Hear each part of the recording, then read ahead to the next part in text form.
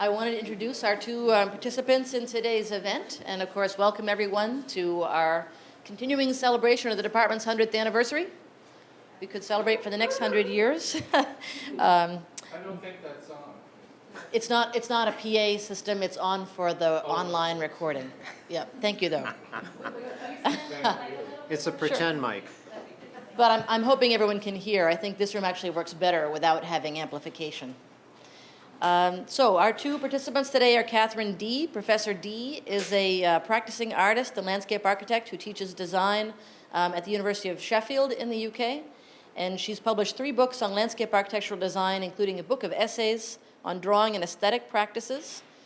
Dee also organized a major conference on ethics and aesthetics in Europe in 2011 and helped to found the European Journal of Landscape Architecture in 2006. She holds advanced degrees in art and landscape architecture from the University of Sheffield, Sheffield Hallam University, and Newcastle upon Tyne Polytechnic, all in the UK. And our second participant is our own Professor Chip Sullivan. Chip Sullivan is an artist and landscape architect who maintains a lifelong commitment to exploring the potential of the garden to create sustainable environments. Sullivan received his BLA and MURP from the University of Florida. He also studied landscape painting and drawing at the Art Students League in New York City. Chip's work has been exhibited in galleries throughout the United States, Canada, and Italy.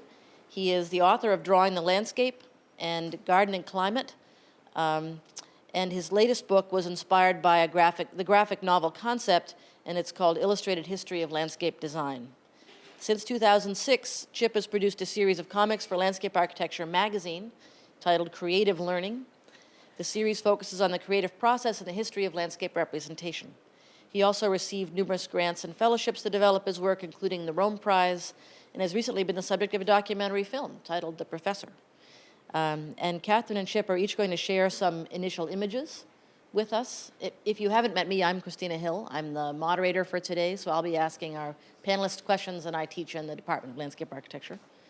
But I asked Catherine and Chip to address the question. The title of our debate is actually Questions for Contemporary Drawing and New Landscape Architecture. And that's our starting point. I hope to find some areas in which Chip and Catherine disagree and some areas where they might have a new insight as they talk to each other, and through your questions in the last third of the debate, be able to have some new insights that way as well. So thank you very much. And with that, Chip, I think, is going to start us off. Okay, I'll start. First of all, I'd like to start by thanking Christina for putting this together. It's really exciting for me to do this. And also, it's great to have her in our department. As you know, we've been severely depleted with faculty members and all overloaded and overworked. And having her on the faculty has really brought a new sense of energy and excitement. And she's organized lots of new things, this being one of them, which I'm really pleased to be a part of. So surprisingly, I'll begin with the hand, because this is all about drawing. It's all about the hand. The hand is the most effective way to communicate our eternal thoughts in our environment and interpret it. And it's the eye. Without the eye, without training the eye, we have to learn how to see. So it's the hand and the eye together is how we can use the hand and the eye and have hand-eye coordination. I think this is the basis of the way we perceive the environment. And I'm not the first one to come up with this. It's not like a relatively new concept. I'll start with this quote by Goethe, where he says, "The few lines I draw on paper help me to a better comprehension of physical objects. The more closely and precisely one observes particulars, the sooner one arrives at the perception of the whole." And this is a quote by Van Gogh, who's always an interesting cat. "Drawing is the root of everything," if you can simply put. And Chris Ware, a contemporary cartoonist, also said, "Art isn't a method for execution or a means of communication. It's as much a way of thinking." So drawing is a way of thinking. And this is all about the importance of drawing and cognitive thought. And I was sitting in my office a couple years ago, and this guy burst in my office, and he goes, "You're right. You're right." I didn't know who the hell he was or what the hell he was talking about. He goes, yes, science has proven you right." drawing helps cognitive thinking, you know, and it's like, okay, that's great. I mean, I have no idea. But it turned out to be Martin van der Toon from the Netherlands, who's a teacher there that's been doing research on this very fact. So it was nice to have what I knew intuitively, or so he says, backed up scientifically. This is Hugh Ferris. At one time, architecture was an art form. And I really like this picture of the studio, of the architect's painting studio. He probably had more influence on 20th century architecture than anyone else. The other thing that I think is an important thing to look at is Corbusier was primarily an artist. He would get up every day and paint in his studio for 4 hours before he would go to the office to practice architecture. And this goes for Roberto Burle Marx, who studied painting in Europe, and he would get up every day and paint for 4 hours before he would go to his architecture office and paint. So I think it's a really good foundation of how we look at these things. And if we look at sort of like the great moments in education, this is Robert Royston. When he was here in the Department of Landscape Architecture, which has produced an incredible number of like groundbreaking, innovative landscape architects, they were required, the curriculum required them to take a course in painting and sculpture in the art department. And you can really see how this affected his work. He told me that these were the two most important courses he took that changed his sort of like perception of the landscape. And he went on to change sort of like the profession of landscape architecture. And this is, of course, Lawrence Halprin. Now, Lawrence Halprin, like 90% of his work is inspired from the natural environment. This is him painting up at Sea Ranch. He would take these treks up into the Sierras and paint in watercolor and walk along the coast and paint in watercolor. And you can see how this internalized information would really affect the way he worked. Lo and behold, Andy Warhol, Mr. Popism himself, stated that he really regretted that when he was in school that he didn't learn to draw. He really felt like that was a thing that he missed the most, that he really felt like that his art education did not serve him well. He went on to fund the New York Academy of Art that's based on classical principles of painting and drawing, which I think is important. When they first started and applied for an NEA grant, they were denied. The NEA denied them a grant because they felt that this training would horribly corrupt young artists in their creative process, which I think is kind of an interesting thing. Andy Warhol, of all people. If we look at the old Beaux-Arts education, this is Louis Sullivan. When he went to France to study, drawing the human figure was a really important part of architectural education. You'd spent a year learning to draw the figure. I mean, I wish I could draw a goddamn figure like this on the left. I've been trying, and I still can't. And you can see how it really affected the flowing, sublime lines of his architecture in an incredible way. Well, why the figure is important? Walt Disney, we all know who he is, really felt that his artists, his animators, would benefit greatly by learning to draw the human figure. So he had the future director of the Pasadena Academy of Arts teach his animators figure drawing on Tuesdays and Thursday nights in the animation studio. And if you look down here on the bottom, this is before learning to draw the figure. And this is after they started studying the human figure. He felt that this idea of visual perception and learning to draw was really important. They also brought, I don't know how staged this is, but you know, I guess there were deer running around the campus and they were drawn for Bambi. Now, how can we, as designers of spaces that are populated by people, not be able to draw the goddamn human figure? You know, this has been eliminated from our education. I think it's astounding. How do people move through space? One of the ironies of this, because I always have my students draw the figure at least 2 sessions, is our recent graduates in landscape architecture have started their own figure drawing sessions twice a week where they have a model come in and they draw from the model. Now, most of the animators or founders of Pixar started at Disney, and they kept this tradition up when they opened the Pixar in Emeryville. Twice a week, they have live model drawing sessions where they draw from the live model. But they also have a sculpture class where they learn to sculpture. Now, whether you it's hard to comprehend, but most of the work that's done at Pixar is done by hand. You know, when they do an animated picture, they do 90,000 hand drawings. I was told by students in my class who want to work at Pixar, that Pixar told them, send me people who can draw, we can teach them the technology later. I think that's really interesting. Almost every character that they animate is sculpted in a three-dimensional form. So at all of their conference tables, they have stacks of paper. So all of the storyboards, as I said, they do, to make a film, anywhere from like 40 to 90,000 storyboards are done. These are scanned. They do the whole animation picture by hand first, because computer animation is expensive and time-consuming. So they scan all their storyboards and time them and create their films that way. The gesture, as you see in the lower images, are really, really important. Now, the other phenomena that I think is interesting, you know, in this digital age, is the moleskin phenomena. You know, Moleskine went out of business in 1980. It was a French firm. And then in 1998, the Italians brought back the moleskin. Almost everybody has a goddamn moleskin. You know, but yet we've stopped teaching drawing. How are they going to draw without learning to draw in their moleskins? I think this is really interesting. And also because it's Italian, if you want to pronounce it right, it's moleskine, not moleskin. Moleskine. So there's something about as opposed to the digital media, there's something about the blank page that you have control over. You can contain the amount of visual information that's coming in. The other phenomena that I think is important, as we eliminate drawing from our educational process, it kind of pops up in other ways. There's the phenomena of urban sketchers. You know, these groups are popping up all across America, but yet in academia, you know, we totally not pay any attention to this. But there was an urban sketcher thing in San Francisco, in the Bay Area, like this summer. There's 20, you know, I think like 75 to 90 people partook in it. It's all across the country. There are groups that go to Italy to draw. This image on the right is kind of interesting. When I was working on my research for the LA River art, this is a plein air group that goes out on the LA River and paints the LA River.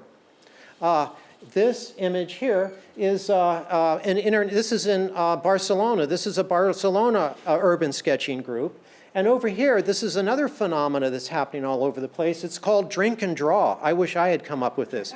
It started in LA with all the animators and the storyboard artists, and they would pick out a bar and they'd all get together on Friday nights and they would draw and pin up their work. And this is a phenomenon. Now it's been like franchised across the United States. So there are these drawing groups that are coming from everywhere. Now, one of the sad things about the digital media is our loss of the ability to write. Architects were often known for their lettering. That's gone. But there is something really important about learning the Palmer method of handwriting. There's something about the connection. There's something with that hand-eye coordination that's going to be lost in our youngsters. Making an A, drawing a straight line, drawing another straight line, and then visually being able to draw a horizontal line. This ability to connect lines and create this thought process is something that is very worrisome.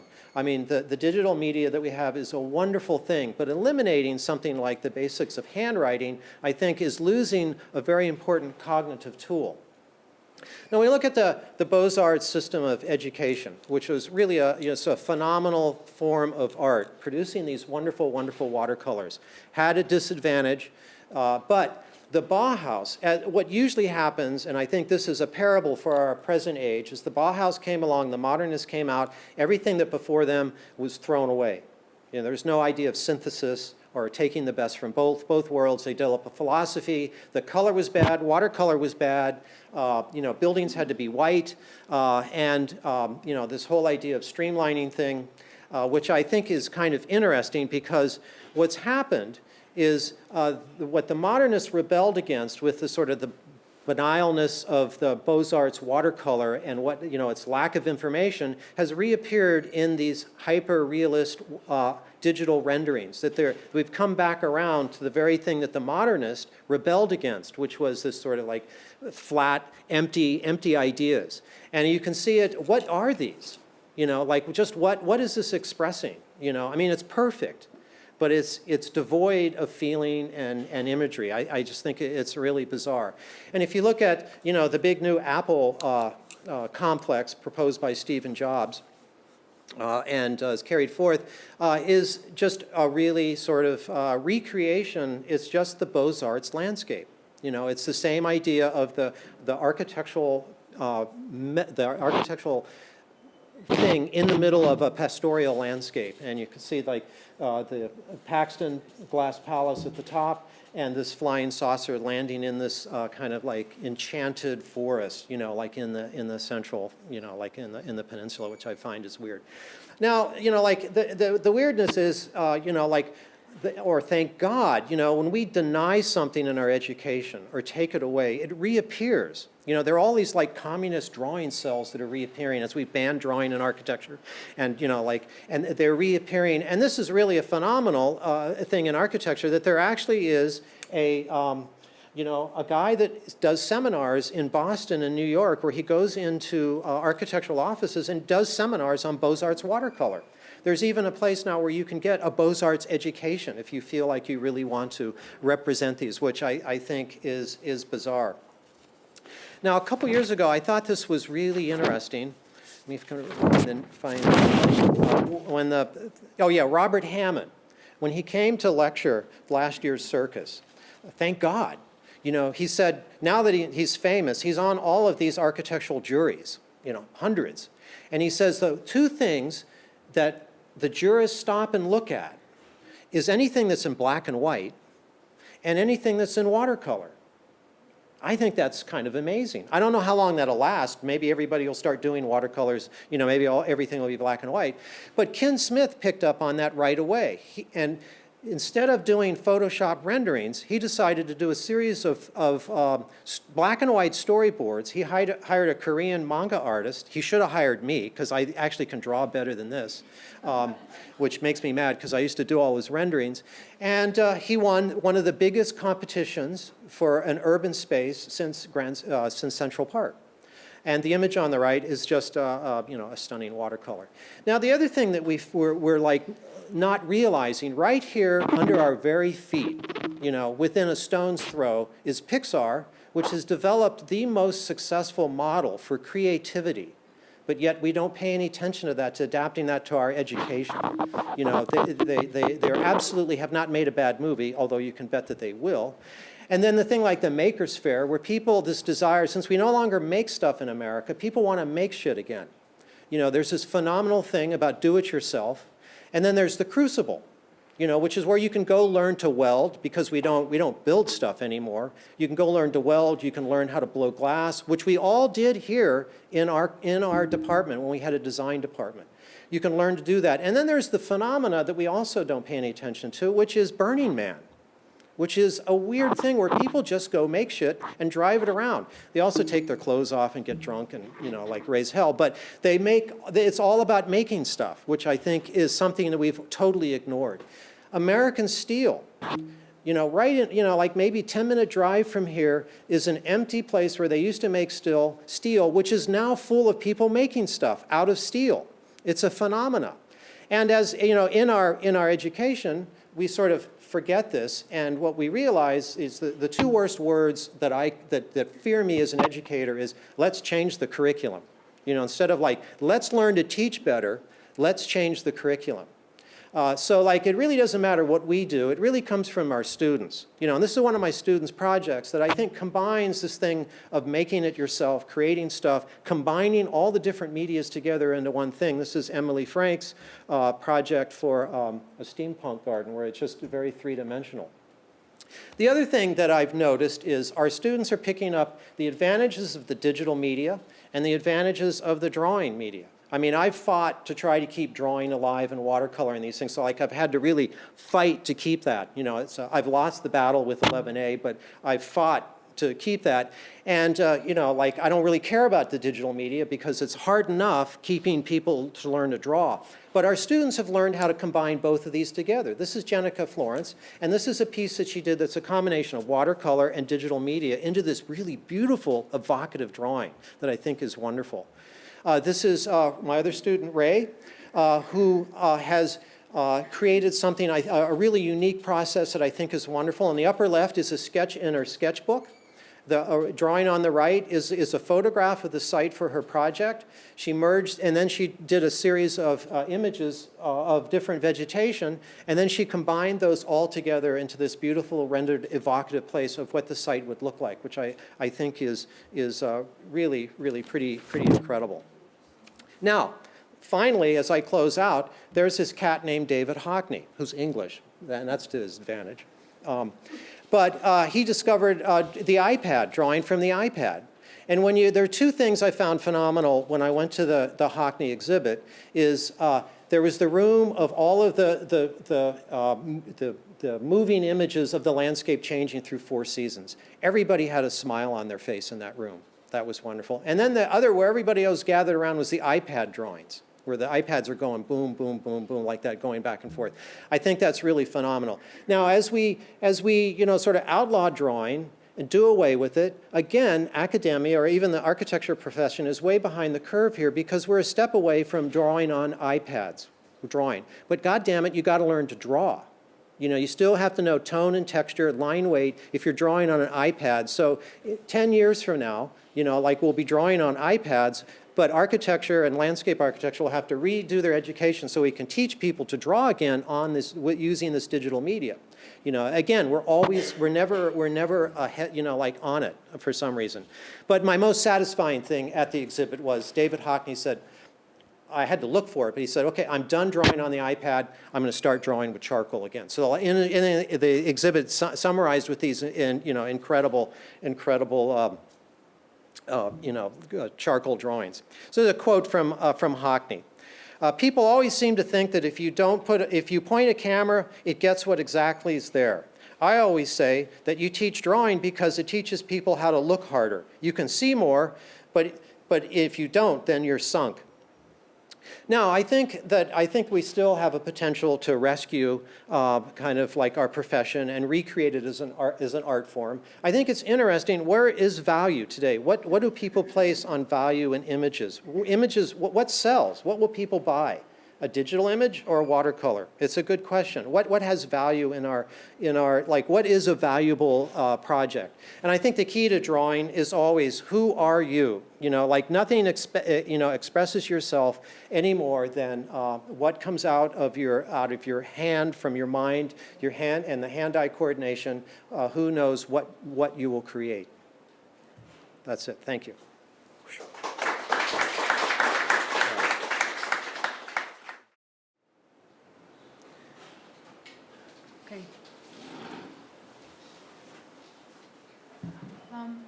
I just wanted to start perhaps with this. When we were discussing this potential debate about drawing, one of the questions was, is hand drawing dead? And I don't know how useful that question is, but it did strike me that the issue for me is not so much is hand drawing dead, but that drawing is there's a continuity of process. And I think I'd be interested to talk with Chip about, looking back and looking forward. And to me, drawing is a live culture, and therefore some things go out of fashion, stop being used, but there's always new ways of doing things that come in their place, depending on the purposes, the needs, the culture, the science of our times. The second kind of issue that for me is really prominent in landscape architecture, and has been for a long while now, is this debate between process and sort of product, if you like. When we're doing drawings, what are we doing them for? Is it for the thing that ends up as the representation, or is there something about the process that's more important or has different aims or interests? So I think what needs to be looked at in any debate on drawing is the kind of why we're doing it, and not to get fixed into particular ways of doing things. And the reason I like this quote from Richard Serra is not only because of his own drawings, which one might not actually define as drawings, seen here in the image there. They're almost installations, they're almost sculptures, they're almost architecture, they're almost space. So by taking up this idea that there aren't particular ways to make drawings, there's just a process involved. And I think, as I say, we need to look at what those processes are, because one of the things that I think landscape architecture suffers from is the idea that there's a technique, there's a good way to make a drawing, there's a right way to make drawings, that these drawings have, the drawings should be made in particular ways. And of course there are some ways that are more useful than others, but it depends what your purpose is. And quite often I don't think we're critical enough about asking what our purpose is in drawing, because often we're taught technique rather than perhaps a critical approach to drawing.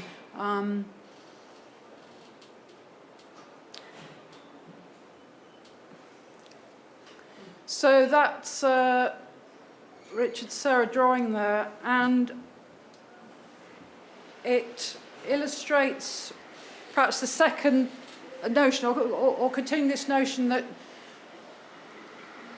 what can be valuable about drawing is not so much the end product, the illustration, the way of drawing a plan, a section, a three-dimensional view of a project, but that when you start a drawing you might not know exactly what it is that you are aiming at. You might have a broad or general idea, you might have a kind of sensation, an overall sensibility towards something, but you might not know exactly what that is. And it's through the process, very similar to, in fact, what Chip said, it's through the process of doing something that you come to understand something, not only about the idea, if you like, that you're working with, but also about the sort of dialogue, if you like. So I would see drawing as dialogic. You put something down, it tells you something. You make another mark, that tells you something else. So it is a process of being able to examine, I wouldn't say ideas, but it's a way of examining something, and it's also a way of examining being in the world, if you like, and the way that you draw, the scale that you draw, how your body is engaged are all important elements of how you come to understand something about being in the world. The other important issue for me, or critical issue for me, is that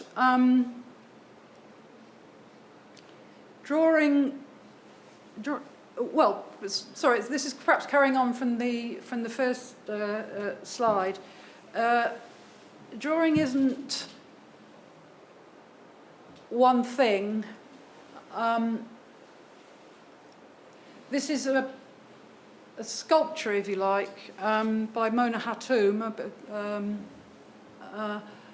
where she put in a little motor in the box there. Sorry, it's not a very good slide. She put in a motor, and there's a rotating blade, and the first blade on one side rakes into the sand in the box, and then the other blade follows on erasing the raked marks of this. Is almost a garden, and this, I think, drawing has the potential to tell us about an environment, tell us about sort of processes of landscape. But if we use drawing, we say drawing is just pencil on paper, we limit ways of thinking about the landscape.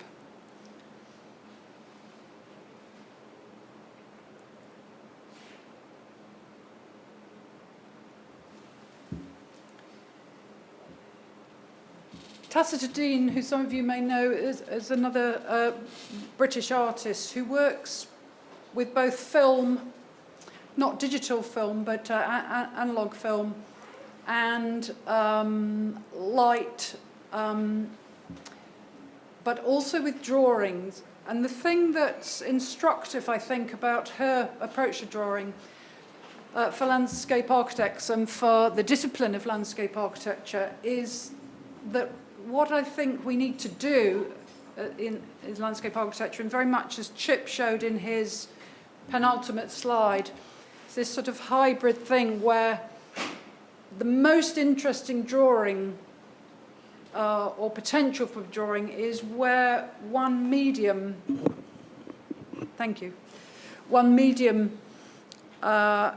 is interface with another.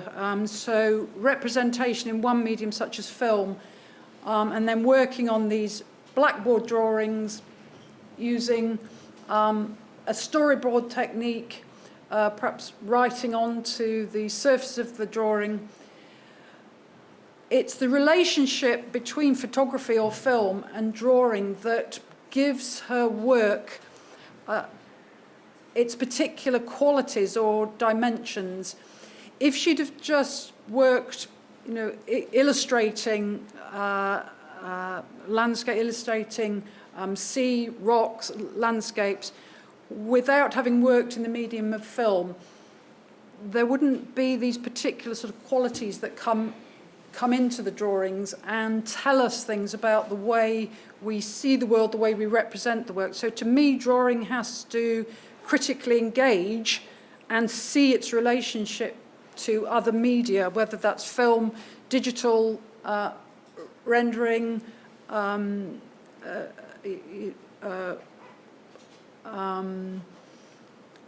painting, I'm just trying to think of other forms of visual media, all sorts of different forms of visual media.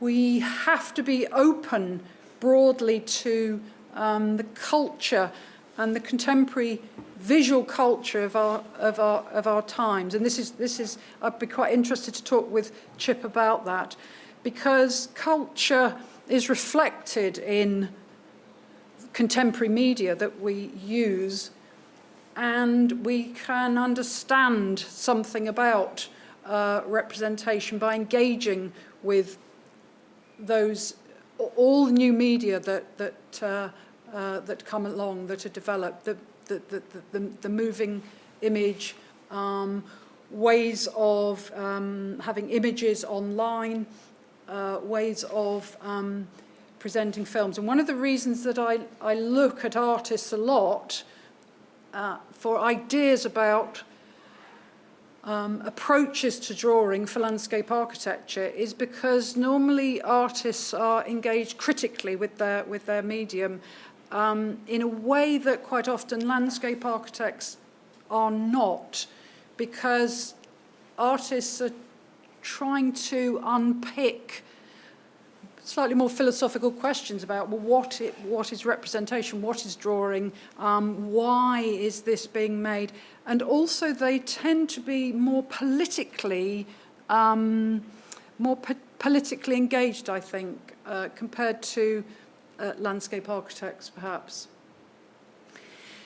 The other aspect of what interests me in some of my own projects revolve around, and working particularly with students on the landscape architecture courses in Sheffield in England, is it's a long-standing interest in Well, if we're representing the world, what are the cultural conventions from different parts of the world for making representations of the world?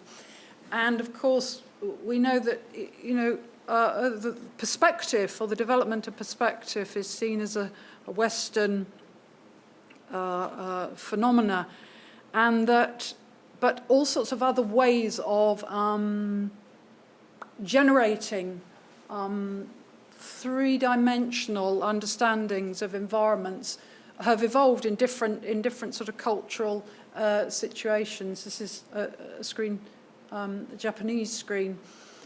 And to me, it's extremely interesting to look at how those different drawing conventions work, how we might put them together, and what they can tell us about a different understanding of environments, different ways of perceiving landscape, because landscape has, the way we design landscapes, the way we make landscapes, the way we cultivate landscapes, does influence how they're represented, and also the other way around. You represent something and you make, that changes the way you might design a landscape or cultivate a landscape, and vice versa. So they're in a very kind of direct and tight relationship. But I maybe, and this is something I might disagree with Chip with, I don't think drawing is art, necessarily. It can be art, but I think it's also science. And it's used in science. And all sorts of visual media used very, very thoroughly in science. This is a scientific study, a longitudinal study of how trees and woodland evolve over a 30-year period that Roland Gustafsson in Sweden, in Alnarp, at the Landscape Architecture Department there, did. His drawings are, you might say, they're highly aesthetic, they're artistic because of his particular kind of sensibility in making drawings. But they are very accurate and detailed representations, not what of one might want to see a tree to be, but what actually the trees were. So they're detailed mappings of trees. So to me, it isn't really a question of art versus science. It isn't really so much a question of creativity. It's about, well, what is it you're trying to understand or see or document in a landscape that's important. So what is it you're trying to do? Not is, you know, can drawing make us more creative in landscape? And the same would apply to archaeological drawings or extraordinary drawings, but they're not made with any artistic intent. They're made to convey in a great deal of actually something very particular and specific about an environment. And again, I think in landscape architecture we're a little bit confused about how to use drawing, particularly if we see it as being the creative side of landscape architecture as opposed to the scientific side. The hand, be interested to evolve our discussions on that. I think there is something very, very important about the hand. Having said that drawings can be all sorts of things, they can be mechanical. There is something very, very important about the hand, but I'm not sure what it is, and perhaps we'll evolve that. There's also, I think, a parallel between the way one uses something like a pen or a pencil across a surface that has a parallel in the way that we engage, we cultivate, we change landscapes. All of these words here perhaps are something that landscape architecture does or is, or when we dwell in landscape, and what we do with drawing somehow has a parallel, but I wouldn't push that too far. The word engrave, you know, to dig, there seems to be something about sort of digging or cultivating soil that also has a sort of parallel in drawing. And finally, just my last slide there, it's a question of, I don't have an answer to this question, But I would be interested to engage in that question, because I think by trying to examining what is drawing, just asking that question, I think is useful. I don't think it's answerable like the question, what is art, is not an answerable question, but it helps us to think, well, what is valuable, where should we be going, what should we be teaching, how should we be teaching it? Okay, thanks, Christina, that's the end.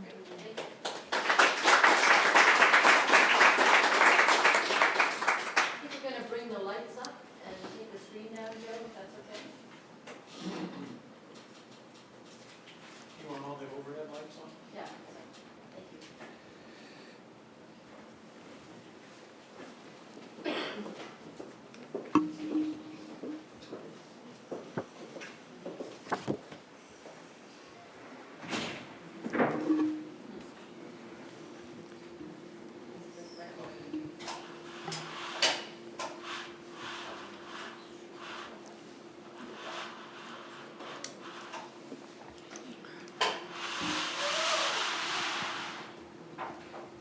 So I want to thank our two speakers and check in with the audience. Can everyone hear okay? Okay. I know there's some vent stuff going on up there. We had talked, the three of us, about starting with a question about whether hand drawing was dead. And we talked about that because I think we're all aware of a shift, that there's been a big shift over the last 20 years, or longer, I don't know. But I wonder do you at this point perceive yourselves to be different from other design educators because you're still teaching drawing? Or do you see yourself as part of a group, a core group that really is very active and it's just gotten to be a minority? Or do you see it as declining to the point of death? Do you want to go first, Joe? Good question. All of those things. The several things that I find phenomenal. I'll start with, like I taught a drawing class. It was for a graduate seminar. I had like 8 students. Now I have like 40 to 50 architecture students wanting to take that class. There has been this incredible interest in drawing as it's been kind of shunted aside. So I just found myself trying to hold on to it, because the pendulum does seem to be swinging the other way. There's Jim Richards, who's has written several books on drawing, calls it a drawing renaissance. It's sort of like, but the renaissance is kind of happening outside of academia, I think. But there just seems to be, my drawing book is in the 4th edition, which is like 20 years, I hate to say it, but it's it's still being printed. There is, at the last 5 years, there's been a plethora of drawing books in the professional landscape architecture, which I think is amazing. Bert Litton in our department, who has sadly passed away a number of years ago, used to teach a class with Joe McBride and others on California landscapes, where the students primarily went out and drew the landscape. This course had been stopped maybe, 5 years? I don't know how many, a while ago. Well, we had a show of his drawings from the class, and the students came to Joe and me and wanted to have that class again. So that's the interest seems to be coming in a cyclical way. Now we have to turn people away. I mean, we've had 30 people in the 30. We could even have more if we open it up to architecture. So I feel myself as I'm not a Luddite. I really believe in the hybridized drawing. But that can't happen. I mean, I'm a Luddite in wanting to preserve drawing so we can take it to the next level, which is probably going to be drawing on iPads or I don't know what you call those goddamn things. Things you draw on with a stylus. You're still going to have to learn to draw. You still have to be able to draw. Otherwise, it'll look like Etch-a-Sketch. So I really think I'm sort of like, if I was around when the Bauhaus had its revolution, I would have kept the Beaux-Arts. I'm sort of like someone that believes in combining the best, not this revolution where we cut everybody's head off and start over and then cut everybody's head off again, and that doesn't work, and then cut everybody's head off again, because that's not working. So I sort of... Catherine looks ready to jump Well, in. Jump. Partly, I'd like to come back to the question, but also just this idea I'd like to ask this question. You say we need to learn how to draw, but there isn't one way to learn how to draw. So that's an important issue, isn't it? Well, what do you mean by everyone should learn how to draw? But it relates back to your original question, Christina, which is, I agree, there's a huge amount of interest in drawing amongst students in education. Everyone's sort of intrigued by it, wants to be able to do it, wants the skill in it, but there's a kind of naivety because people haven't grown up with the media, but that people don't know how to get into it, don't know how to engage with it, whereas they are engaging with other kinds of media which come more freely to them, other kinds of digital media. So the question isn't, is there...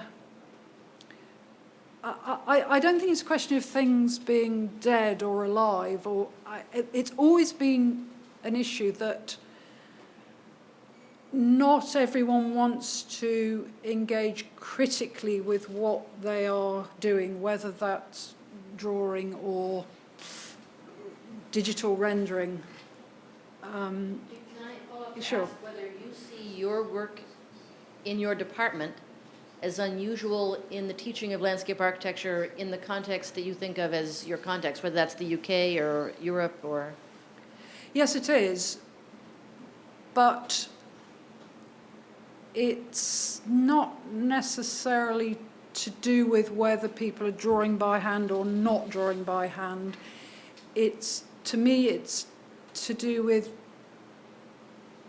I think in landscape architecture generally, which is one of the reasons setting up the section in JOLA called Thinking Eye, is that people see drawing as not something that is for critical activity, not intellectual, not something that can help with thinking how to do something. So I'm changing the topic a little bit here. So I think what I would do in Sheffield is quite unusual in schools, because a lot of schools would teach, as I say, a technique rather than a critical approach to how you use media. And I think a lot of the history of landscape, drawing in landscape architecture is about teaching technique. And that's why I'd ask the question about learning to draw. Is that teaching a technique, or is it teaching ways of seeing? I'll perhaps pass that back to you, Chair. I never really thought about drawing till you said, what is, I don't know, I don't know what drawing, now I don't know what drawing is, thanks to you. It's weird, because I've always drawn, my mom put a pencil in my hand when I was little, and I always drawed, but maybe it's doodling. I think maybe it's a better definition of what drawing is, because what is drawing? I don't know. I'm teaching techniques. I know what watercolor is, I think. I know what charcoal drawing is, but I retitled one of my classes called The Alchemy of Creativity, where we use drawing as a creative process, a way to think through ideas and get to me, drawing today in education would be, that's the fastest way of getting ideas down quickly and rapidly and seeing them and changing them, really, really working things out until you transfer it, which is neat. Now you can scan it immediately and then digitize it and play around with it in the computer and add colors. And so it could be that drawing, or the title would correctly be the the alchemy of creativity, perhaps. Yeah, that aspect of what you said about getting ideas down is, I think, one of the primary reasons for drawing, because everyone, I think, who teaches landscape architecture is familiar with the notion of students saying, it's in my head, my idea is in my head.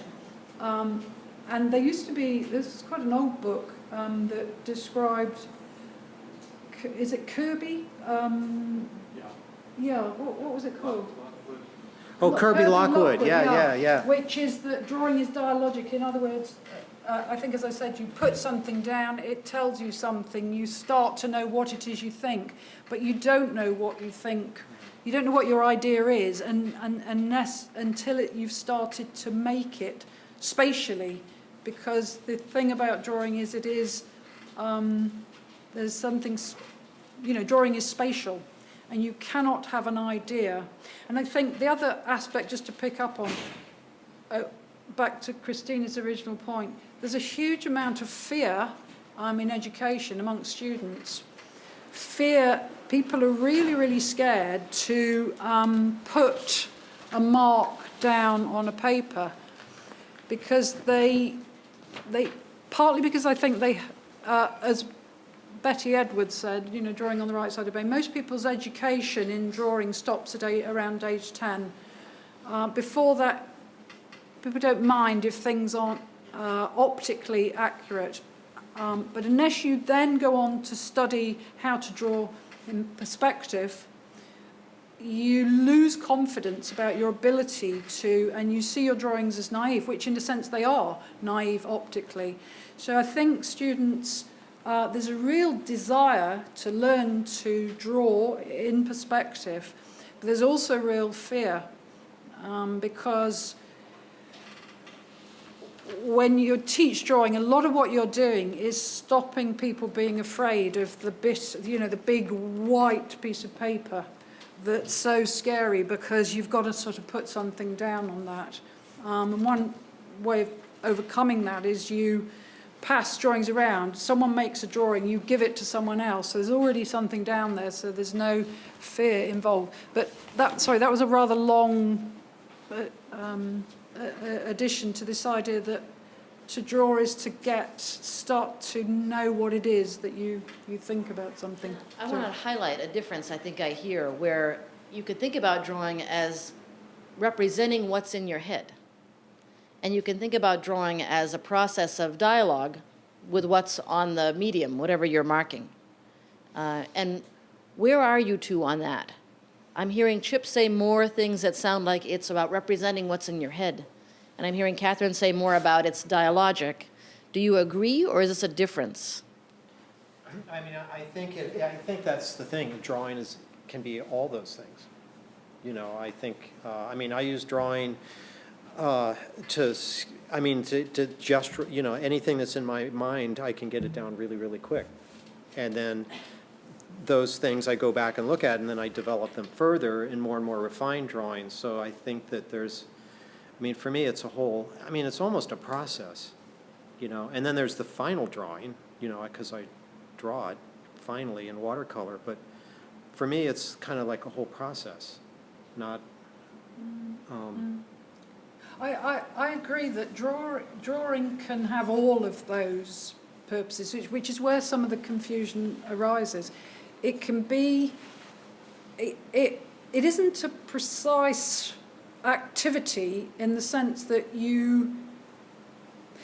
it can be about representing an idea, but I'm not so sure I have ideas that aren't already somehow spatial or aren't formulated with a kind of image of a drawing. But you can also make a drawing, just sit down in front of, we could make a drawing here. You can make a drawing of what's in front of you without an idea. But what I found increasingly that I didn't know why I was making drawing. If I sit down and just draw something for the sake of it, and this is what I want to raise about the urban sketches. A lot of people say to me, come, let's go and draw. Let's go out in the landscape. Let's go and draw in our sketchbooks. And I'm thinking, if I don't have a...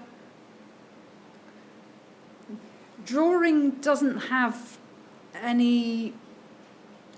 there's no... I'd be interested to know what the urban sketchers are doing, why they're doing it. Because I can't go out and make a drawing for the sake of making a drawing, I guess, anymore. Maybe I could once upon a time. So I think, veering off from your question, but I think it can be about recording something out there, Yeah, I think particular aspects of an environment, or it can be about this vague idea that you want to explore in more abstract terms. Chip, sorry. No, yeah, I just got roped into doing 2 of these urban sketching things, and I mean, I don't. It's not what I normally do either. I mean, when I'm traveling Italy, I'm always drawing what I'm seeing, or like when I'm always drawing ideas and recording things, cool stuff that I see. Those go in my sketchbook. I've never done one of these urban sketching things. We did one at Sila. And I think maybe why they work, or what people might see in it is, as you know, it takes a hell of a lot of discipline to sit down and get to work. So I think it's for people that want to draw, that have a course set up. You start here and you draw these 10 things and meet. It gives them a sense of discipline to actually go and do it. For people that, don't do it, that could be why it's a phenomenon. It's also a good way to get together.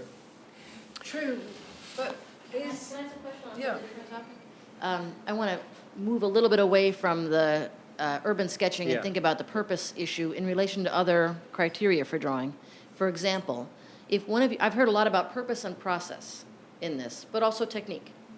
If a student asks you what's a good drawing, or if their drawing is a good drawing, can you answer that? Is that a purpose answer, a process answer, or a technique answer? Well, I believe, like in Father Flanagan, there's no such thing as a bad drawing. I mean, if you do it, it's good. I mean, I think it's purposeful. I mean, the fact that it's done. I think drawings can be improved. You can make them better. But I don't like to ever tell anybody that's a bad drawing. Or, I mean, it could be better. You could look at it this way. But I think as long as that's the basis of it to me, is it's a form of expression. Are you willing to say something is a good drawing? I have to say, there are drawings I look at and I go, that's good. I like that. Or I say too, like, God damn it, I wish I had done that. So there are things that I look at that impress me, and I wish I had thought of it or had done it, and they're really well conceived. But for me, as long as people are drawing, then that's good, and I wouldn't. But Sounds like well conceived is an important aspect for you of the drawing. Yeah, that's good. I Catherine? wouldn't use the words good or bad, and I wouldn't use the word to review or critique design, because it's too. Also, I wouldn't just. It's not about whether a drawing itself as an object is good or bad. It's really, I think, not about the product. It's whether it tells something, shows, in a landscape architectural context, whether it shows something with clarity, with poetic. So I tend to use words like, what's the poetics, what's the clarity, what's the accuracy, what's the, is something showing the right darkness of a place, for example.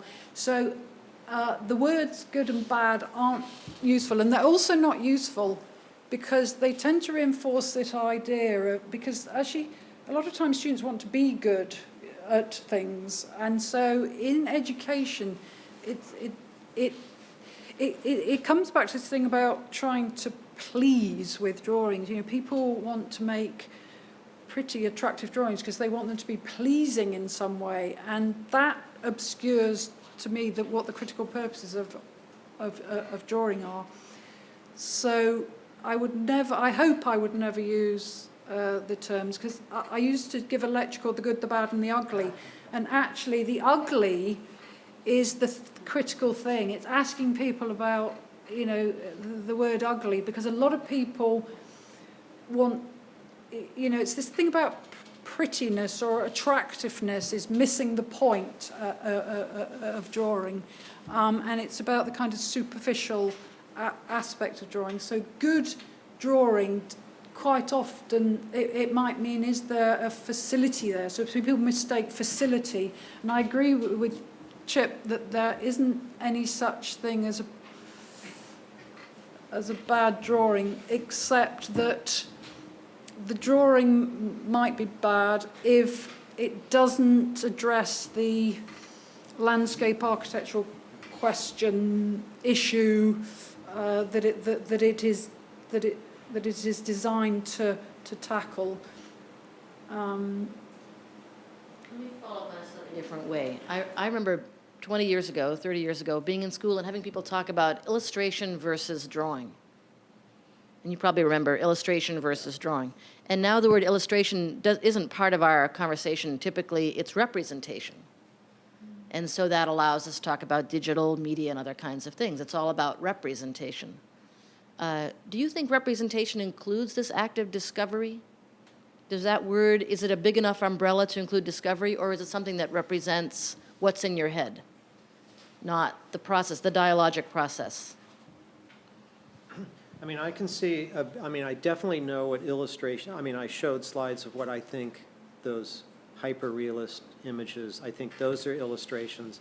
I think representation can be process. I think I've seen lots of drawings that are presentation drawings, but they might be unfinished, or they might they might be in charcoal, or I think there's a variety of ways that can happen. But yeah, this is representation a finished, is representation presentation, or is it is it part of the process of representing your idea enough that someone can understand what you're doing? So I think if in our profession we have to be able to express what we're thinking so someone can understand it. To me, that's representation. And illustration is what you use to sell something, I think. Right? Yeah, good point. It's that it raises that issue of commercial aspects of landscape architecture, because a lot of landscape architectural drawing, of course, is to sell your scheme, sell your product to your client. But I don't use the word representation very much, but I think what's useful is and again from art theory, is to look critically at the representation. In other words, what is the relationship of the representation to the actual landscape, to the real, the physical landscape? An illustration suggests that you already have an idea about what that is as a product or an idea, whereas representation suggests, well, representation has come to be more sort of critically investigated, not in landscape architecture, but certainly in art theory. Yeah, and there's a plethora of books called landscape. Every book has representation in it now, which is odd. But I don't think that all drawings are representations, and not all drawings illustrations. And I think this is where the sort of digital, non-digital issue comes in, because most digital media is used to illustrate a particularly finished, a finished product, if you like, of a designed landscape, whereas a lot, and what people say about digital media, it's hard to use it to represent more abstract ideas, experimental ideas, initial ideas. Do you think that's a necessary quality of digital representation or digital work, or is that something that's the culture of how digital work is used that could be different? I think it could be different. I think some of the students we have now have. I like how they merge both together, and I think that I'm seeing work that's not polished, and it's it's loose, it's combining watercolor and over looseness, and almost like you do this loose watercolor and then overlay the measured map on top of that, and you get this incredibly rich thing, and that doesn't look illustration-y to me, but I think that works. I like that. It doesn't. I think people still aren't experienced enough to know how to manipulate the media. And the trouble is you invest in, 3D rendering, 3D modelling and 3D rendering, you invest a lot in it. So there's very little sort of flexibility. And also, there are a few people who are starting to experiment a little bit with renderings, but it's a long way to go. And I think it's a bit like when people moved from working with wood to working with metal. They used to make dovetail joints in the metal, so it's like you've got to start to understand the medium. Maybe you have to work with it a long time before you can work inventively with the medium, because otherwise it's just the medium draws you along with what it is capable of doing rather than how you want to, make it work for you. Follow up on that for a minute in relation to your beginning slides. Catherine, you in particular were talking about how you thought that the medium choices that we make in studio or in design in general are a reflection of our culture. Yes. How do you see the choices that people are making in studios, in professional offices, or in studio culture as a reflection of some larger culture?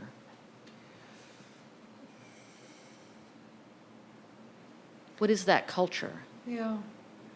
I do think broader culture of societies. Or the culture in the studio. It could be either one. Well, extreme diversity.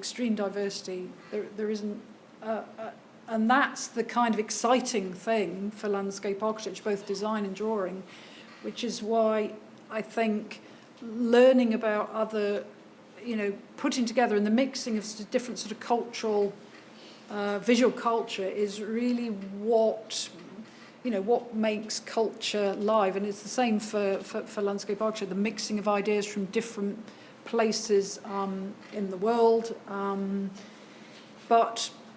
So I think it's a very exciting time for drawing and landscape architecture because there's much more exchange of ideas across the world, images, there's a huge amount of images.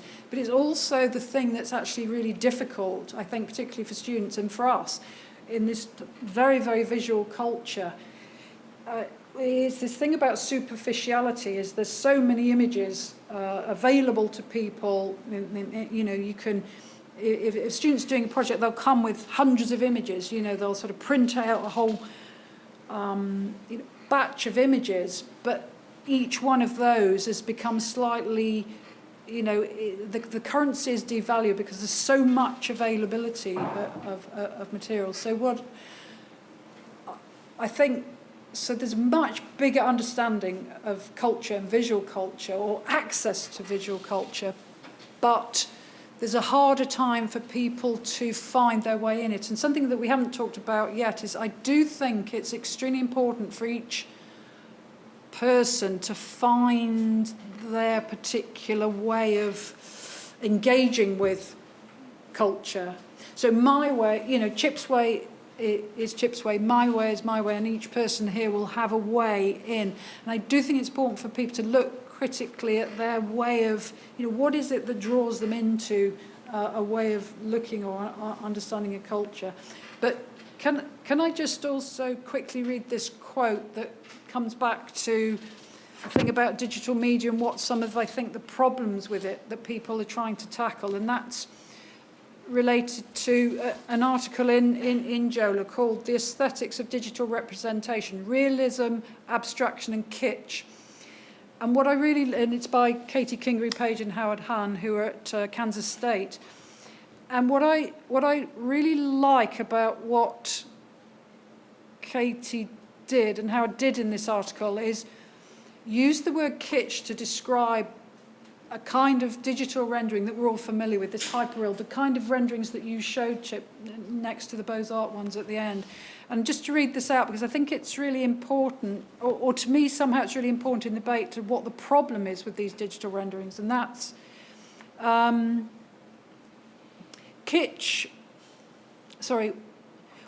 without critical discourse, designers may manufacture ultra-realistic kitsch that dulls the palates of potential audiences. Kitsch is difficult to define and has been one of the most bewildering categories of modern aesthetics. In spite of its ambiguities, philosopher Thomas Kuhlke defined 3 conditions for kitsch. First, kitsch manipulates emotion by triggering an unreflective emotional response. Unreflective response is the opposite of a contemplative response, which connotes an act of continuous attention. Then Kuhlke's second condition is that objects or themes depicted by kitsch are instantly and effortlessly identifiable, and that applies, I think, to digital renderings. Third, kitsch does not substantially enrich our associations relating to the depicted objects or themes. And I think it's a really useful way of critiquing or understanding what the problems might be with the kind of digital renderings that are currently being used, are very, very prominent in not only landscape architecture, but in architecture. And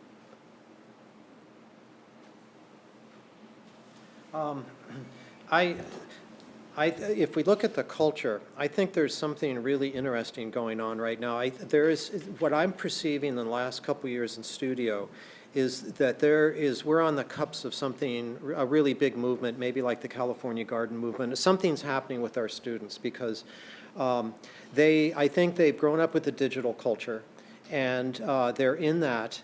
But I think they want something more. I found actually Eric, who's not here, I wish he was here, he's going to teach one of the digital classes, and he said last night, he goes, well, it's not going to be either or. You know, he says it has to be more than either or. And I think, he says, we're going to start off with charcoal. You know, I think that's really important. I think, you know, like he also, here's someone who I first saw his work. He's a digital renderer. His renderings were these incredibly, you know, really things that turned me off. I really didn't like them. But I was really going, oh my God, he's going to be in my drawing class. This is not going to be good. He asked me, will you teach me how to stretch watercolor paper? I was thinking, like, you know, he's not going to like what I do.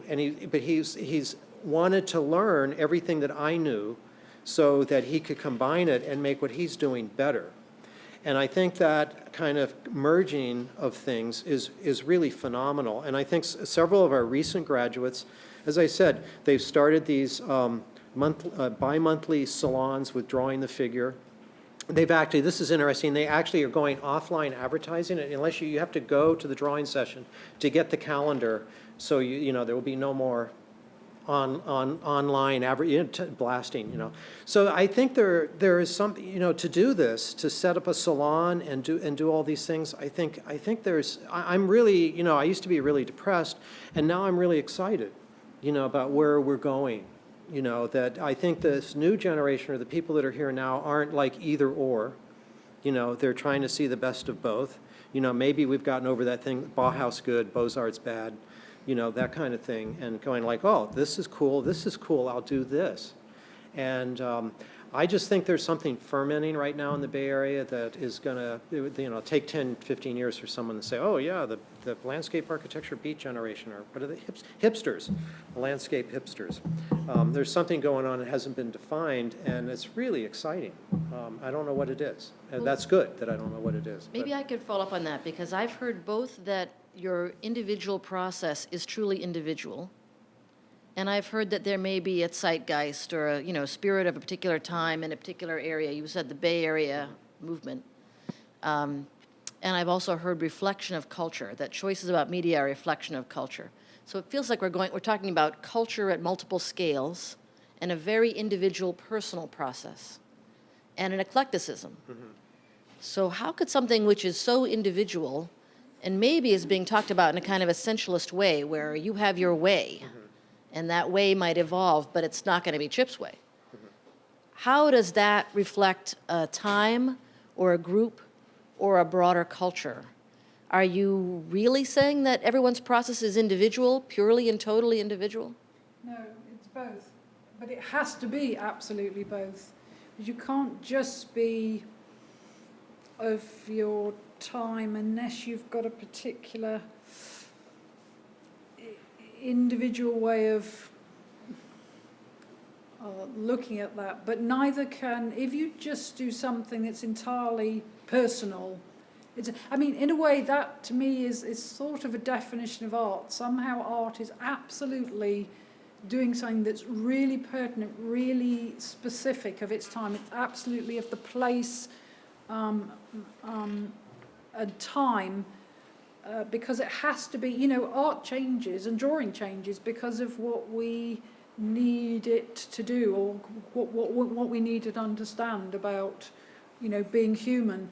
But it's also timeless, you know, so you can look at art from, you know, hundreds of years ago, and there's something in it that is about, you know, things that persist in the human, you know, the human condition. So it's absolutely both, and it has to be absolutely both. And it's no good teaching drawing to say, well, you know, this is the fashion, this is what we should be looking at. Or neither is it any good saying, oh, just follow your own thing, do your own thing. And I think that's a problem with how so-called creativity is taught, that people think it's about self-expression. I really reject that notion very much, and it's a sort of positive thing that science is rational and the arts are about emotion and self-expression. So a lot of students might come with the idea of it's about myself and creativity is seen as a sort of individual and selfish thing, and I don't think that's the case. But somehow it's absolutely both are really important. Chip. Like my mind was going off. And I was thinking, I mean, there's another thing that I think when we think about the creative process that, you know, I don't know, it happens to me when I'm in, you know, like you get into the zone, there's this transcendental element of the design process that happens when I'm drawing and things are going well, and I'm inside the picture, and it's a zone that's like a Zen zone, you know, like you're not conscious of the thought process or anything. It's totally, that's what that's what I try to achieve when I'm drawing. If someone comes up behind me and taps me on the shoulder, I'll jump out of my pants, you know, because I'm in the zone, I'm in there.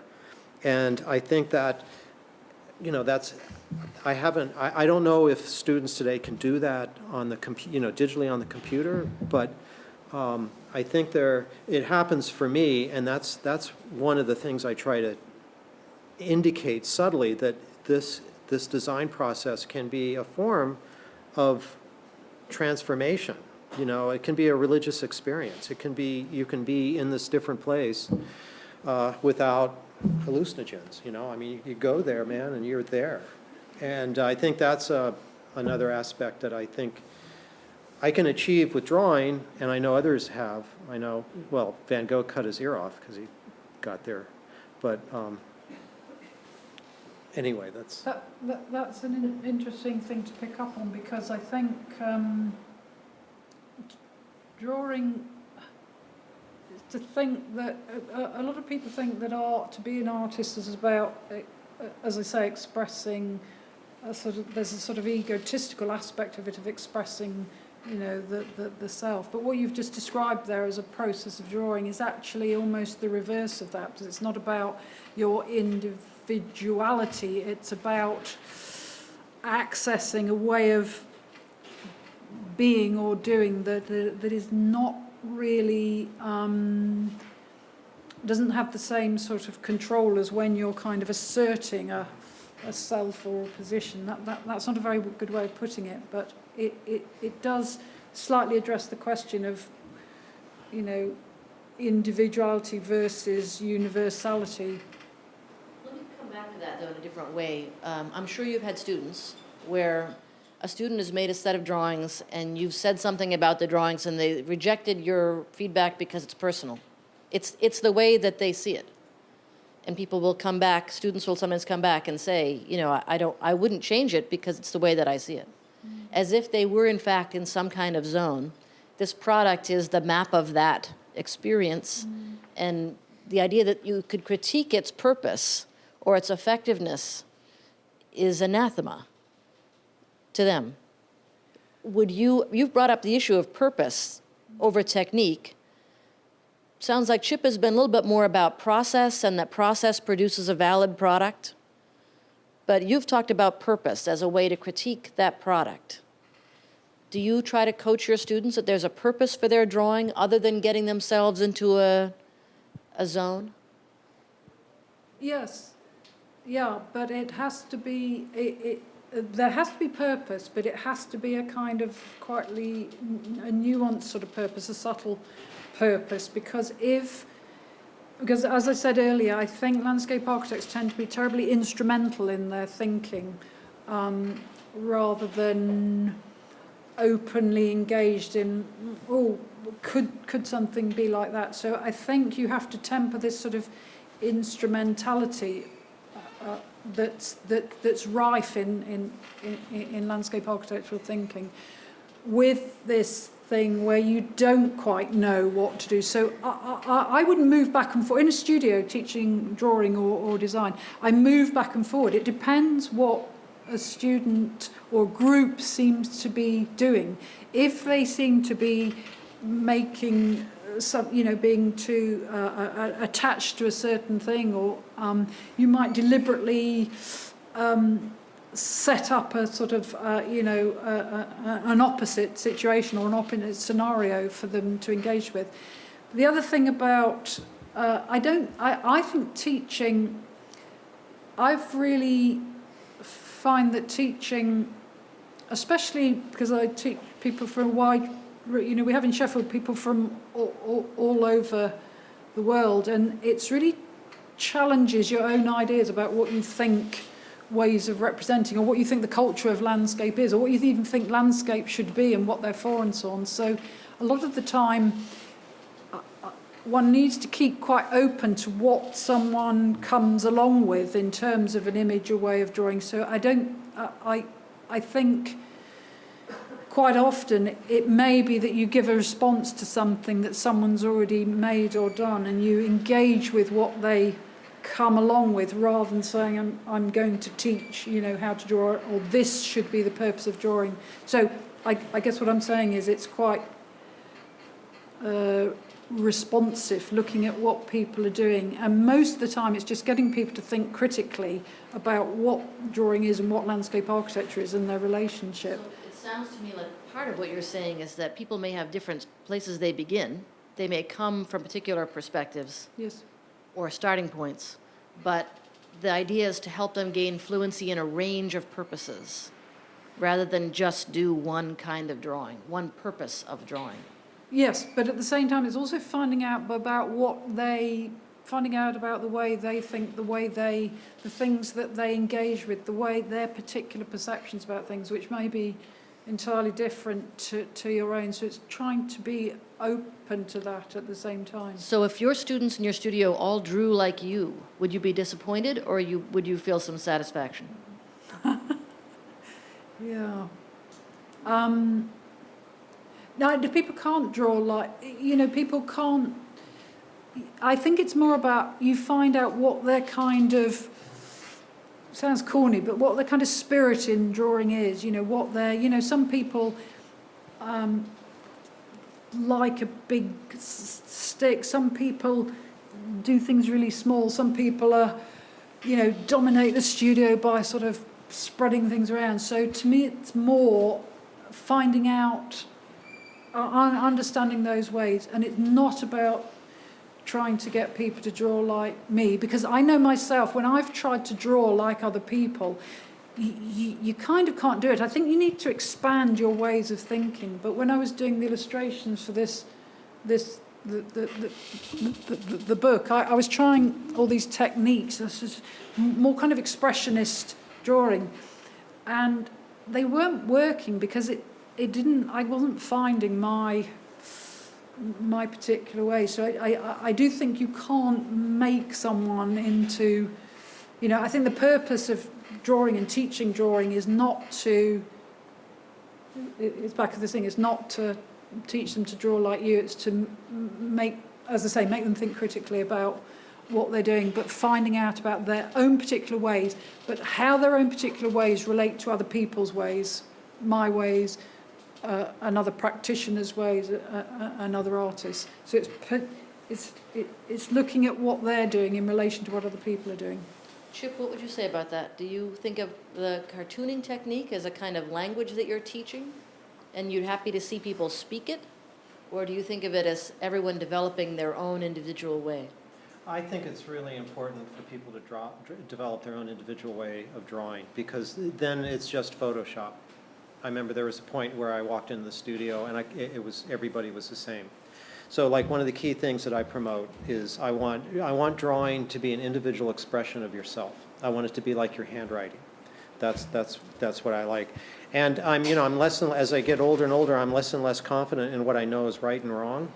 So it's more like I want the students to convince me that that's right, or use the media, use whatever visual tools to convince me that their design is right, and I think the cartoon iconography or cartoon methodology is very good for illustrating ideas, but no two cartoonists are alike either. But I think they're a process of way of organizing pages and information that can be helpful in that. But that's just one of the things I teach. But I don't want, well, of course, I'd like to, yeah, imitation is the greatest form of flattery, but I'm not promoting everybody to draw like me, because I used to try to draw like my mentor, Frank James, and it was a disaster. I probably set my drawing career back 5 or 6 years, because this guy was a genius, and it didn't work, and I still don't feel like I can draw very well. But I still can't come close to Frank, and I don't think I ever will. But I still draw, so maybe something will happen. I think there is a sort of, you've drawn out a slightly ethical issue, which I experience, is that you do tend to like students' work and drawing that is like your own, and that's, you have to reflect on that, and you have to try and look at that, because it comes back to this thing of good and bad, and who are you, how are you judging people's work, especially if they have, a different cultural background or different gender or whatever it is. I think one has to be quite careful and look carefully at one's way of assessing work, because there's all sorts of preferences that you have yourself, and you dress those up as good drawing or good design. They may not be. Why don't we shift to some questions from the audience? Anybody like to ask a question? Mark? I'm going to come around with the mic so we get it on the recording. Smart comment. No, it seems the digital is going to be here for some time. I mean, one of, as Chip said, the attractions of these black and white drawings or watercolor is because everyone else is doing digital. If everyone was doing watercolor, people would love the digital drawings. The problem I see with most digital renderings is that it's based on the idea that the more realistic it is, that the closer it comes to a photograph, the better, quote unquote, this thing is. Which may be true in terms of rendering experience of what it would like to actually be there, but not necessarily idea. If in fact, Kathy's got her drawing of the grove up there, that says grove in a way that if you showed every single leaf and there were more of them and all the tonalities and everything, where it's the forest and trees kind of thing. So that if you learn to draw, which I think are basically just consequential marks, I think is what a drawing is, that you can look at the full gradient in terms of what you talked about in terms of purpose, or also the intended audience is one thing. The other thing, which maybe is worth discussing, because Chip, drawing was never made illegal or anything. It's just they stopped teaching it. But it was because there were two ways of thinking. One is sort of like language acquisition. Do you learn by having a separate course in drawing, or is drawing a part of the design studios and you pick it up, quote unquote? when I first started teaching, I was hired to teach drawing because no one was teaching drawing here, actually. And we started the ED courses in drawing, which eventually became 11A. But all the guys that were saying you don't need drawing courses, you can pick it up, were the ones who had Beaux-Arts training, which had 3 to 5 years of drawing experience, you know. So it was easy for them to dismiss. Anyway, I'll pass that on. But what about the question of teaching? Oh, I don't think, I think that you don't want to do it. My experience is when you do it, when you put any technology in the studio, design always overcomes everything. So I don't really think you can teach drawing in a studio. You can encourage it, but and maybe I'm prejudiced, but I really think a separate drawing course in the fundamentals is good, and then pick it up in the studio and encourage it, stuff like that. But I think when we try to say, oh, we'll do it in the studio, we'll teach topology, we'll teach construction, design always becomes more important, and those things those elements get pushed to the side or off to the last minute. So I sort of think that a year at the beginning would be better. But. Kathy, did you have an answer to that, or What was the teaching a question? separate drawing class I versus didn't quite teaching get it in the- studio? Sorry? I think the question was part of the question was whether it makes sense to teach a separate drawing class or to pick it up in studio. Question of emphasis or curriculum structure. Yeah. Well, it's also who can teach both. That's the big one. Yeah. I think it has to be, for me, it has to be landscape architectural drawing rather than just drawing. So I guess the answer is it must be part of studio because there's very specific things that drawing can and does do, and you're always relating it to your medium, your subject, which is landscape architecture. So I don't think there's too many. There's not necessarily any great value in teaching drawing in general. Yeah, perhaps. Starting with the recession in the early 1990s, most California public schools dropped art and music as part of their curriculum. And then more recently, the number of school districts in California have dropped handwriting. They no longer teach children to do handwriting. Has that happened in Britain? Or are you still finding that schools teach art, music, and handwriting? I see it as a very unfortunate trend here. Yes, I agree. Well, the arts, yes, the arts are very low down on curriculum, and they've changed, but right through education. So there's a very low status in the arts because what they call the STEM subjects, science, technology, engineering and medicine, are seen as being, because education in the UK is all about how you can develop economic growth in a sense. It's not entirely about, and universities are very much based on that model now. So the STEM subjects are sort of dominant, and what happened to arts education in school is that they became, what used to be sort of art became sort of art and design, sort of technology, and what students tend to produce in that is this great sort of research document about how to develop a product, for example, but much less on, but also art's just given this rather puny role, if you like. So it is taught, but it doesn't have a high status. Handwriting, they still teach handwriting, but I think Chip's things about the relationship of handwriting to drawing is a very good one, and I think young people's handwriting is very poor. I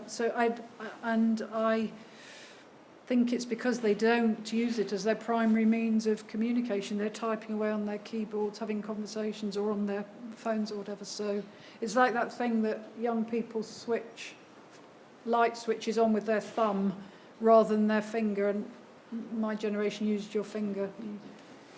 But yeah, it's a problem. But I think it probably always has been that way, that the arts are seen as less important than the sciences, perhaps. Sorry. Hi. I wanted to thank you very much for both of you for what you've had to say today. It's been fascinating. I'm actually a student of Chris Gramps, and I hear about you constantly, Chip. So it's a pleasure to be here. I wanted to mention something he constantly talks about because it relates to education, and that is visual literacy. As being critical to having a better formed comprehension of how to live in time and space. And I just wanted to clarify, did I hear you correctly saying, Dee, that you didn't think art should be taught as art per se? Did I hear you correctly, or did I misunderstand? In the landscape. In a landscape architecture school, you mean, or? Yes. No, because our art's so diverse, you know, what is... I do teach a course called Art Practice and Landscape Design, where we look at how ideas from contemporary fine art can be looked at in relation, you know, and is landscape art, and what makes a garden art or a landscape art. But I don't think there isn't any one idea of art. I mean, art is hugely diverse and increasingly diverse. So you get, you know, conceptual artists, you get performance, you get someone just sitting, you know. So I don't think it's possible.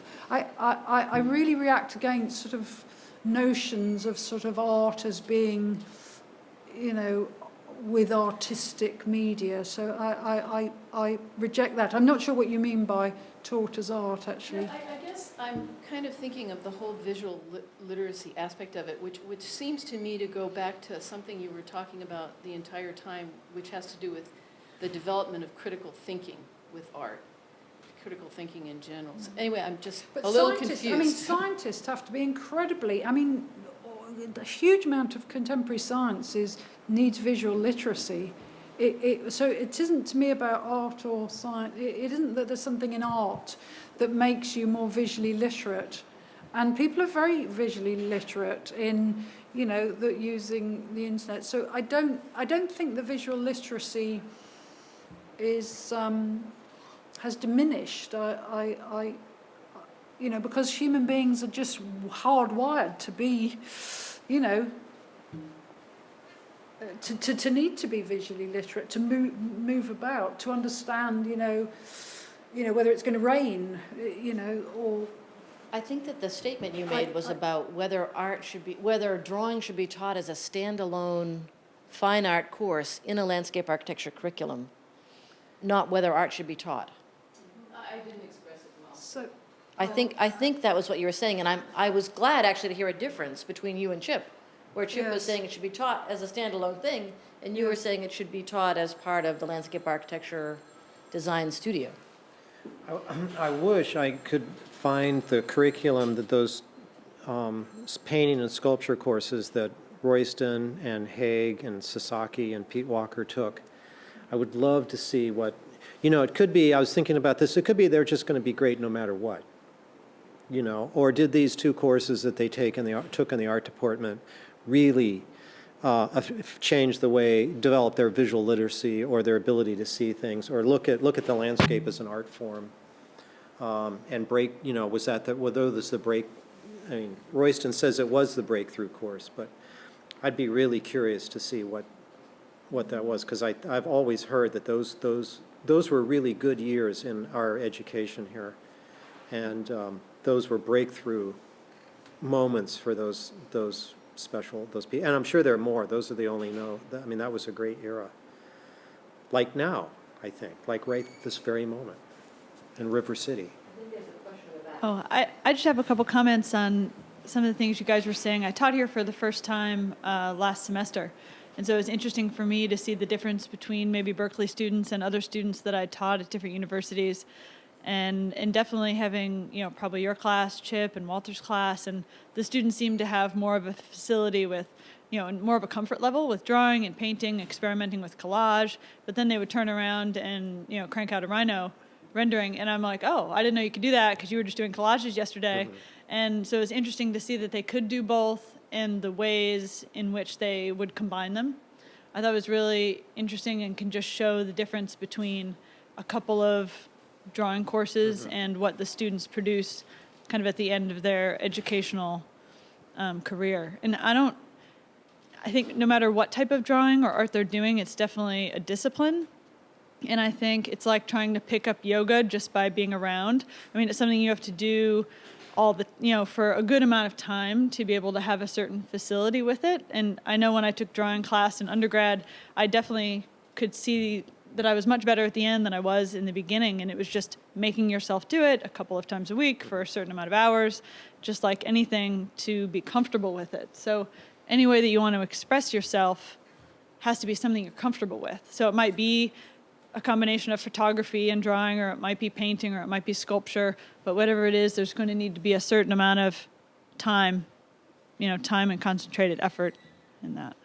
Can I just come back in here just to sort of reinforce the thing, because it seems there is a difference here, because if you're learning landscape architecture, in some ways you could say it's a waste of time just learning to draw, and some students invest a lot in their imagery, but they get to an end of course and they do not know how to work with a landscape, how to make, their design might be really limited. So this is why I would never separate them, just thinking through this, that it isn't, you can spend hour and hour filling a sketchbook after sketchbook, and some students do that, but they still can't design the most basic kind of scheme or think about, the ecology of a landscape. So I think there is a way in which, if you dissociate drawing and say it's a good thing in its own right, it comes back to this thing about, is drawing good or bad? That's why I wouldn't, students come to you and they give you a sketchbook, and I say, well, fine, but let's look at this design that you've done or this proposal. Yeah, they can't commit. And there's a sketchbook full of stuff. They might be interesting drawings, they might not be, but it's that relationship between the actual landscape, which is what we're here for. It's what happens out there. It's not what happens in sketchbooks that matters. It's what happens to the actual environments that we deal with as landscape architects. Hi, thank you. This is great. My thoughts, and I'm just wondering what your remarks are on this. Regarding drawing, I kind of look at it the way I look at photography. Digital tools are out there. They're not going away. However, connecting to Bauhaus and how we process, how we take in, process, and then how it comes back out of us, connecting to light. If we're doing it digitally, we don't understand light in the same way as if we're doing it by hand or analog. So to me, it's a critical tool that we don't want to lose, and I'm wondering what your thoughts are regarding the whole light aspect. I think digital media can give new insights. So I don't think, because we haven't had digital media before and now we have, so it's kind of an expansion of ways of understanding our perceptions and our representations. And it doesn't take the place, I don't think there's any danger that it'll ever take the place of things that we already do. So I wouldn't never see it as a threat. I don't know if that's your question. And I was just going to use this example. Sometimes digital media, these were studies of moonlight in a Japanese dry garden. You probably can't see them very clearly. And they're better, they're more interesting because they could pick up light in, your question about light, they picked up light in a different way that optically you couldn't necessarily see, so it sort of heightened awareness. So to me, and the fact that you can look down electron microscopes and see tiny sort of particles. So I don't think any new technology restricts what we already do or somehow contaminates what we already do. I think it just adds another way of understanding. Sorry, Chip. Well, no, it also opens up, I think that there's more, this is like animation. And to make these things read correctly, we need to understand cinematography. You know, like, and we're making these horrible animations that are like video games because there's no place in our education system to teach script writing and storyboarding and cinematography. So they're very, very, I mean, it's a great tool, but it needs another level of thought to get it that way, you know. So I mean, you know, if you look at this, the cinematographic process, you know, it's pan right, pan left. There's a very formulaic thing that can make these things much better than they are. I mean, I think lighting, the best lighting that was ever done in Hollywood was when they didn't have any money and the B Pictures invented film noir because the directors couldn't they couldn't do anything in color. And the greatest films ever were done without color in black and white. And that's knowing how to place the light, you know, and also not having 2,000 colors. You know, just having black and white. Phenomenal stuff. So. Yeah, I'm sort of interested in something that, Chip, you brought up earlier in your introduction about the value, what we value, or the drawings or the pieces that we value, and which ones there's like a monetary attachment to those drawings, like watercolors that have a singular, like there's only one copy of it and there's an original, so we value those a little bit more. I have a background in printmaking, so then there's also this idea of multiples, and that you'll only reproduce a certain number. But in the digital age where there's no original, I guess, what is the value of some of that? There's been a lot of talk about drawings being either a part of a process or a dialogue in the beginning of the making of work, but after that work is made and built in the environment, where do you see the value of that beginning work, those like sketches? And like, for example, the Labius Wood exhibition at the MoMA, a lot of those drawings were really interesting because none of his work was built in the environment. But 50 years from now, where do you see those drawings being from landscape architect work that has been built? Or are those no longer important, and do we just experience the design in the place, in the environment? Do you know what I'm getting at? Just curious what the value is of those drawings. Yeah, well, I think it relates back to this question of, we start about the separation between art and landscape architecture. So I don't think, as I say, I don't think drawings have any intrinsic value. They only have a value in relation to what we're trying to do in landscape architecture. Doesn't matter. They may be, you know, but I think that's the other. To me, that's an obstacle. That's something that students come with, that somehow art is valuable. And it's crazy because, you know, the history of art since Duchamp has been about, you know, it's not about value, it's not about monetary value. And a lot of contemporary art is all about that, you know. So I think it doesn't matter how valuable, and in fact you might deliberately, you know, be quite destructive in a process of drawing or making or doing something, because if you're not you know, it's this idea you have to destroy something to sort of make something. If you're not destructive, if you think something is valuable in its own right, a drawing, a thing, it's the death knell for, you know, good landscape architecture, which is what I'm sort of interested in, not really in, and to me that's the role of drawing. It's not about whether something's valued, it's whether it makes something in the landscape that is valuable to people in, you know, in non-monetary terms. I don't know if that perhaps Chip has a I'm not sure if I quite got your question, but Chip. Well, I come from, I mean, the era that I come from an art background. I think in the 80s, Mark, you can remember, like all of a sudden architects were showing their drawings in New York City. And that pissed me off because I wanted to show my work in galleries too. So I started to have gallery shows. And so, I mean, I'm a little different there. I do think drawings have value, you know, because I'm an artist, and I would hope my drawings have value, and I want to make money. You know, I'm tired of being poor. I want to sell my drawings for $60,000. So it just, you know, if someone, you know, it's just a matter of putting it in a gallery and putting a frame around it and having, you know, Max Protech say, this is $40,000 and I get 20, and I'll be really happy with that.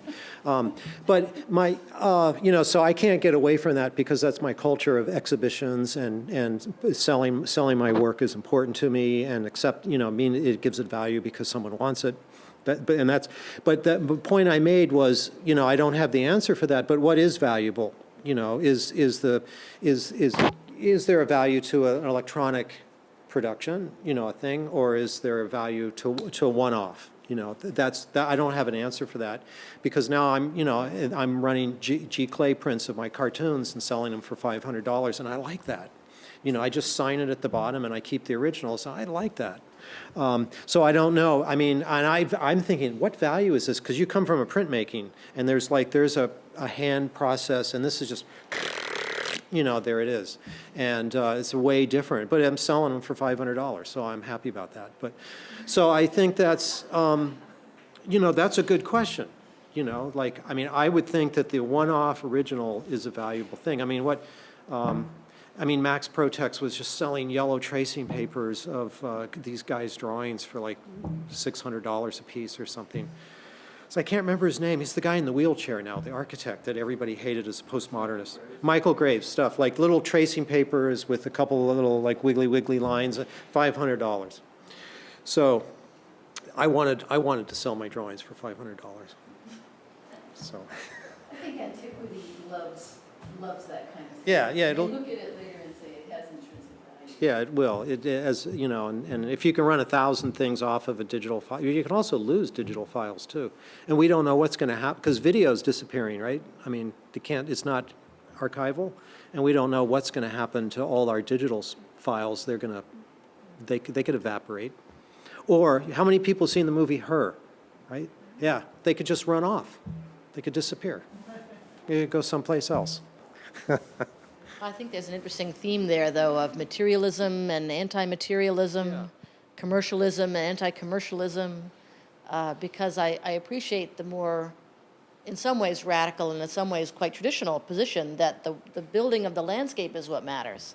The experience of the landscape is the product of landscape architecture, rather than that all the representations are part of some commercial product that people would purchase, aside from the idea of the design drawings being something people could purchase. And yet we live in this materialist, image-rich culture where the idea of skill and the value of the drawing as an insight into the designer's thinking, or just as a representation, is part of our context. As a piece of historical record, like a page of Olmsted's handwriting. Did you want to ask a comment? I think my question is going to go back to sort of science and art. I think of sort of the origination of science. We're talking, you know, kind of Greek mark making, the Dioscorides. We're talking about the fact that plant drawing was a basis for medicine and other things that came out of that, and natural history was the basis for science. So I don't see that drawing has gotten lost in, drawing may have gotten lost in science, but I think it should definitely be a part of that. And I think that there are guys like, somebody help me here, Tweedy, who wrote this book. He's an engineer guy who wrote this book on how to make scientific information visually interesting. And it's Tufty, thank you. Tweedy, Tufty. But so what are your comments on some of that science, natural history, apparent information? Oh, very important, and that's, I guess, what I'm saying. I think is a hugely important part of the mechanisms for drawing landscape architecture, planning, drawing ecology, of course, and that's what I mean about it can be quite a destructive thing that students think of drawing as being art, because it isn't necessary. It's quite often science. So I agree, it's tremendously important, but I don't think drawing's got lost in science. I mean, archaeologists, with the drawing I showed, they use it all the time because of what photography can't do. And so do there's all sorts of visual and drawing methods in all sorts of sciences that, you know, that are still used. They may be sort of digitized, or they may be, you know, I mean, GIS systems are drawing systems. So there's also, it's not, it's important, yeah. And that's why, as I say, I don't say that drawing isn't just about art, or it isn't, but it is an art in the sense of you need to be skilled at it, especially in science. You can have someone who's very bad at, you know, drawing an archaeological field, and someone who's very good at it. So I think there is a craft and a skill aspect to it. But yeah, it's science, and that's another reason that drawing is important. Chip, did you want to answer Yeah, that? I think, And we'll I mean, just wrap up. the phenomena you know, in a science university, in a research university. One of my students started this course in visual note-taking, and she had 90 students in it, and no architects, 2 architects.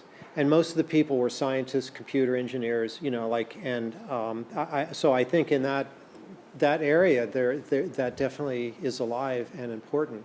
And I was just so impressed that there were like, you know, 2 architects out of 90, and people from all these other disciplines wanting to do what you're talking, the Tufte kind of visualization, you know, transformation of lots of words into something tangible that people could relate to. So I think it's alive. I think it's, you know, again, there's something happening there.